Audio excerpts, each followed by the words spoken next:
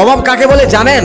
অর্থনীতি ক্লাসে বয়স্ক একজন টিচার ক্লাসরুমে ঢুকে একজন ছাত্রকে জিজ্ঞেস করলো, বাবা বলো তো অভাব কাকে বলে? ছেলেটি তখন উত্তরে বলল, অর্থনীতিতে বস্তুগত বা অবস্তুগত কোনো দ্রব্য পাওয়ার আকাঙ্ক্ষাকে অভাব বলে। শিক্ষক তখন তাকে আবার বলল, এটা তো অর্থনীতির ভাষায়, সাধারণ ভাষায় অভাব কাকে বলে? অর্থাৎ অভাব বলতে তুমি কি বোঝো? ছেলেটি তখন মাথা নিচু করে বেঞ্চের দিকে তাকিয়ে রইল।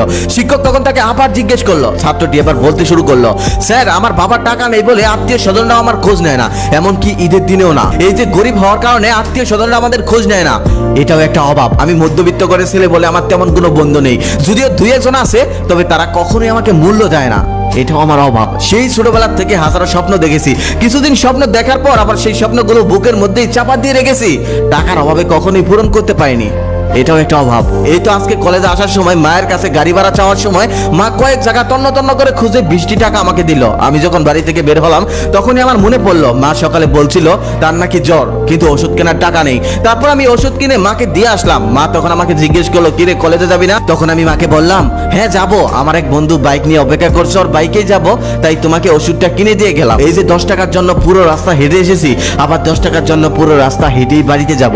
এই যে 10 টাকার জন্য পুরো রাস্তা হেঁটে যাওয়া আর মায়ের সাথে মিথ্যা কথা বলা, এটাও একটা অভাব। সেদিন বাবা অনেক রাত করে বাসায় ফিরলো।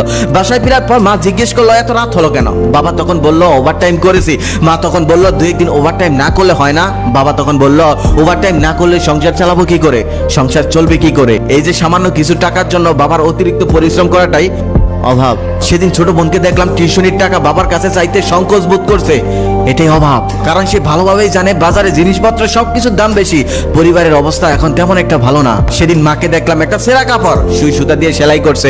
আমি তখন মাকে বললাম, মা কাপড়টা তো ছিঁড়ে গেছে, এই কাপড়টা ফেলে দিতে পারো না? মা তখন বলতেছে, কি বলিস, এই কাপড়টা তো এখনো ভালোই আছে, একটু ছিঁড়ে গেছে, শুধু সেলাই করে নিলেই তো হয়ে যাবে। এই যে ছেঁড়া কাপড়টাকেও মা ভালো কাপড় বলছে, এটাও আমাদের অভাব। বন্ধু বান্ধবের দামি স্মার্টফোনের বেড়ে আমার সামান্য একটি বাটন ফোন ইউজ করতে হয়, বন্ধু বান্ধবের সামনে এটা বের করতে পারি না, বের করলে হাসাহাসি করে, এমনকি কল আসলেও দূরে গিয়ে কলটা রিসিভ করতে হয়, এটাই আমার অভাব। ছেলেটির কথা শুনে পুরো ক্লাস থমথম হয়ে গেল, সবার চোখে জল। সত্যি আমাদের সহপাঠীদের মধ্যে এমন অনেক ছেলে মেয়ে আছে যারা অনেক দিন চেয়েও পরিবারের থেকে সামান্য কিছু টাকা পায় না, বছরের পর বছর নিজের স্বপ্নগুলো বুকের মধ্যে চাপা দিয়ে রাখতে হয়, তবুও তারা অন্তরে কষ্ট চেপে রেখে সবার সাথে হাসি খুশি দিন কাটায়। আমি যখন ক্লাসে 8-এ পড়তাম তখন হুট করে আমার এক বন্ধু লেখাপড়া ছেড়ে দেয়, তারপর থেকে তার সাথে আর কখনোই দেখা হয় না। সেদিন হুট করে দেখা হলো, অনেক কথা হলো। এক পর্যায়ে তাকে আমি জিজ্ঞেস করলাম, এখন কি করিস? সে তখন বলল, আমি একটা গ্যারেজে কাজ করি। তখন আমি বললাম, তখন যদি ভালোভাবে লেখাপড়া করতি তাহলে এমনটা হতো না, আজকে হয়তো ভালো কিছু করতে পারতি। তখন সে দীর্ঘশ্বাস ছেড়ে বলল, দেখ আমি কি লেখাপড়ার সাথে ছেড়েছিলাম?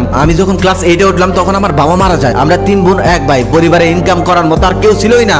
এক পর্যায়ে আমাদের পরিবারটা পথে বসে গিয়েছিল। তখন যদি আমি কাজ না করতাম, লেখাপড়া না ছাড়তাম, তাহলে আমাদের পরিবারদের ভিক্ষা করা ছাড়া আর কোনো উপায়ই ছিল না। সেদিন বুঝলাম তার লেখাপড়া ছাড়ার পেছনে আর তার অল্প বয়সে কাজে ঢোকার পেছনে অভাব ছিল জর্জরিত। এত গেল মধ্যবিত্তদের কথা। এই শহরে হাজার হাজার পথ শিশু আছে যাদেরকে যদি আপনি জিজ্ঞেস করেন তুমি শেষ কবে পেট ভরে খাবার খেয়েছিলে, তারা উত্তর দিতে পারবে না। তাদের বাবা মা ঘর বাড়ি কিচ্ছু নেই।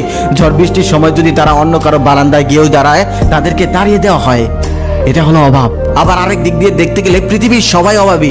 যারা গাছতলায় থাকে তারাও অভাবী, যারা 5 তলায় থাকে তারাও অভাবী। তবে 5 তলার অভাবের সাথে আর গাছতলার অভাবের সাথে অনেকটা পার্থক্য। যারা গাছতলায় থাকে তারা যদি হাজারো স্বপ্ন দেখে, সেই স্বপ্নটা কখনোই পূরণ করতে পারে না। তাদের যদি কোনোদিন ভালো কিছু খেতে ইচ্ছে করে তাহলে সেটা কিনে খেতে পারে না। আবার যারা 5 তলায় থাকে তাদের যা যখন ইচ্ছে হয় সেটাই করতে পারে, তবুও তাদের অভাব। তাদের অভাব হলো সম্পদের। যতটুকু সম্পদ আছে আরো ততটুকু